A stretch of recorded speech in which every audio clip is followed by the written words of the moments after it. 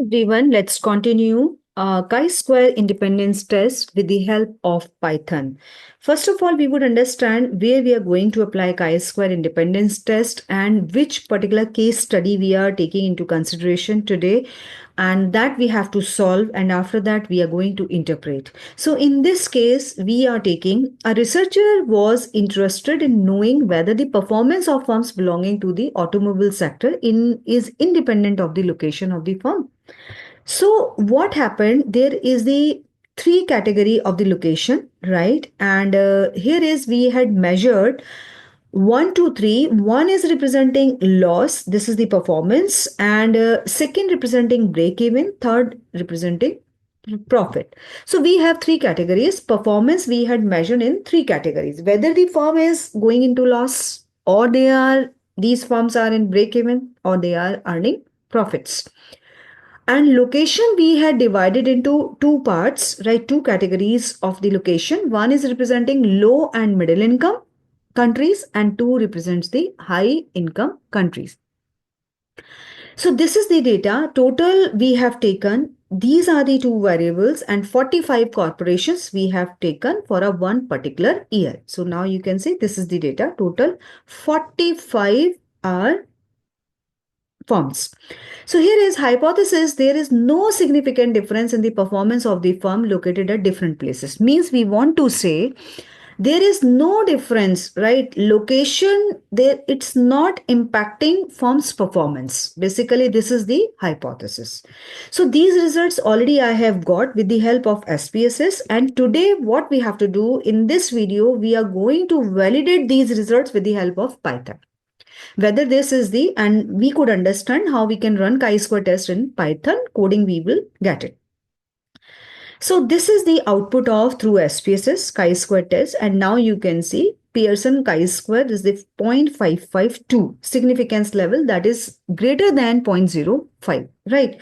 At the 5% level, this one is the either at the 0.5% and 0.10%. So this one is the, we cannot reject the null hypothesis, or we are failed to reject null hypothesis, right? I have shown you entire interpretation also here, right? This one is the interpretation, right? So in this example, the p-value of 0.552 is much higher than the commonly accepted level of either 0.05 or 0.10. So we cannot reject the null hypothesis. So in other words, there is no significance relation between the performance of a firm and its location. So now we will go there to the Python. I had already written there where we are going to apply Python. What are the assumptions of Python where we will apply Python, right? So chi-square test when data is not normally distributed, right? Because our data is categorical data. You have already seen 1, 2, 3. We had given the categories. So there is this data is not normally distributed. Two categorical variables from a single population. Yes, of course, we have taken two categorical variables, right, from a single population to test whether there is any association between these two variables, right? Whether there is any association between these two variables. So these are two variables. One is location, another one is performance, right? From the same country we have taken location, and from the same country we have taken performance. So first of all, what we have to do, import SciPy stats as stats. And Cborn as SNS, because we are not using any library file, right? That is already available in Cborn, but we are not using. So that is not required, but I had written here because earlier I had used one file from Cborn library. And import pandas as PD and import numpy as NP. Right. And after that, we had created data frame. So I have entire data in my Excel sheet. So df equal to pd.read_excel, and this is my Excel file name chi-square.xlsx. So after that, this data frame we have to open. So let me run this, and moment you would run, this file will open over here. Right. There are the columns, firm serial number. So total number of files, how many we have taken? 45. and location is 1, 2, and 3, three kinds, 1 or 2, only 2 locations, right? Because this is 3 by 2 table, yeah, 2 by 3 table. And performance is in the 3 category. Either this firm is in loss, or this firm is earning break even, or this firm is in profit. So these are the 3 categories only. But locations are only 2. Locations are 2 means we are talking about, I had already shown you in the beginning of this case study.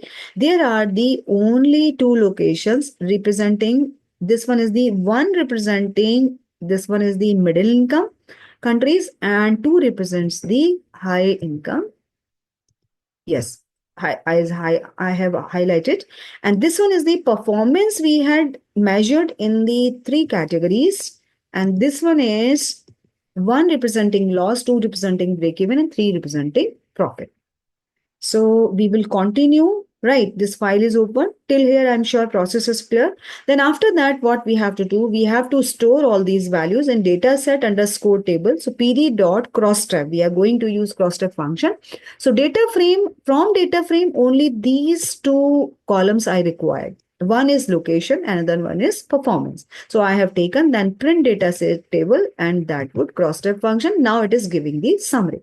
So performance location, you can see performance is 1, 2, 3. Location is on the, this one is the, location is on the, this one is the horizontally performance, and location is the vertically. So 2 rows, location means 1 and 2 defined location, and performance 1, 2, 3 is defined performance. Performance 1 is representing loss, 2 is representing your break even, 3 is representing profit. And location 2 because low income and high income countries. So this is the total number of the, this one is the 2 by 3 table.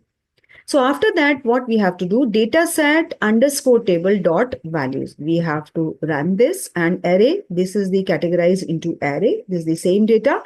And after that, because as we know in the chi-square test, you need 2 things. One is observed value, another one is expected value, right? After that, we are going to apply all those things. So observed value, whatever caption you are writing in the hashtags, so that would not be running as a function, right? So ultimately, observed value is equal to dataset underscore table dot values and print observed values. This would be representing, these are my observed values. So I would run this. So observed values, you can see these are my observed values. Those are already provided in the problem statement. These would be our observed value. Now we are going to calculate, this one is the, we are going to use, this one is the one variable we had created, stats dot chi-square underscore contingency, because we are going to create contingency table, right? And we had stored in well, and finally we would like to see what are the outputs. So this is my contingency table. These are the expected frequency respective to all these corresponding values, those we have provided in the observed values.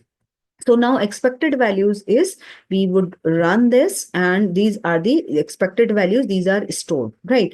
So ultimately what we have to do, number of rows equal to, we have used this function len dataset underscore table and dot ilog, and 0 is to 2 comma 0, because I have in my study only 2 rows.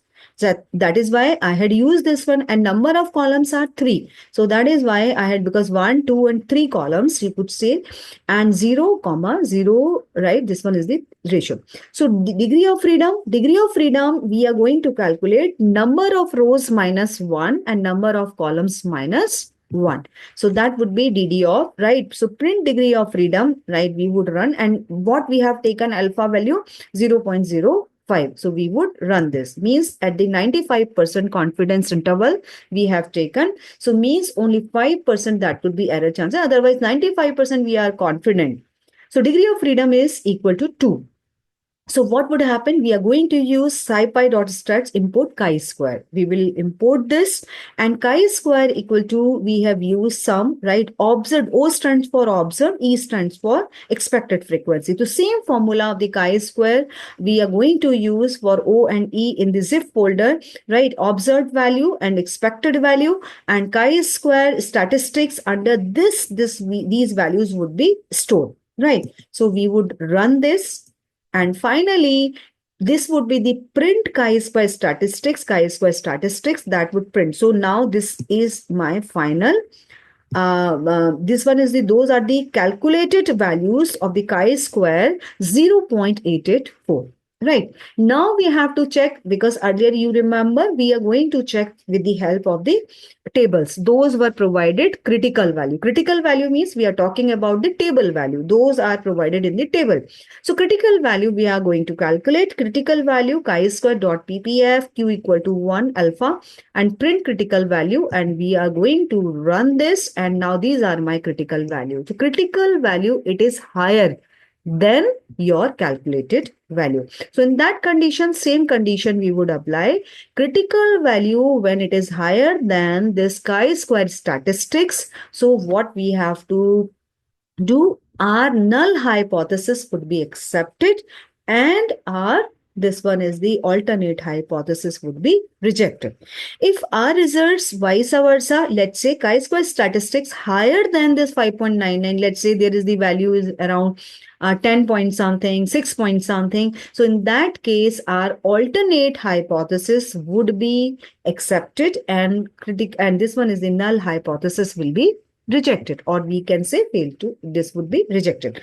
And here is the p value. We are going to calculate p value 1 minus chi-square dot cdf, right? This all those things, and print p value. So significance level alpha and degree of freedom. Then moment we would run, all these three values would be visible here.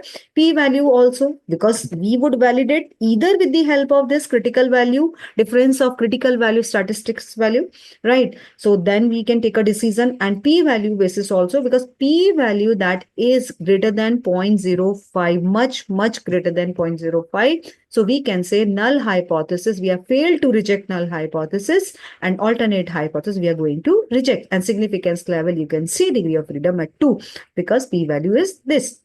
So ultimately, what are this one is the output will be, if chi-square statistics would be greater than critical value, then it will print reject. This one is the null hypothesis. Reject null hypothesis. There is a relationship between two categorical variables. Right. And fail to reject null hypothesis. There is no relationship between two categorical variables. Right.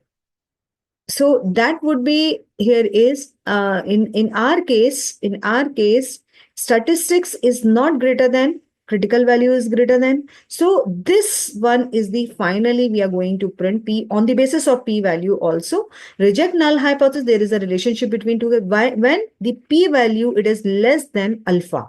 But when the otherwise p value when it is greater than alpha, then this would be failed to reject. So in our both the cases, you can say this is our output, failed to reject null hypothesis. This one is the output of this statement, this loop, if and else, and this one is the second loop, if and else, that is on the basis of p value, and that is on the basis of chi-square statistics. In both the cases, we can say fail to reject null hypothesis. There is no relationship between the two categorical variables.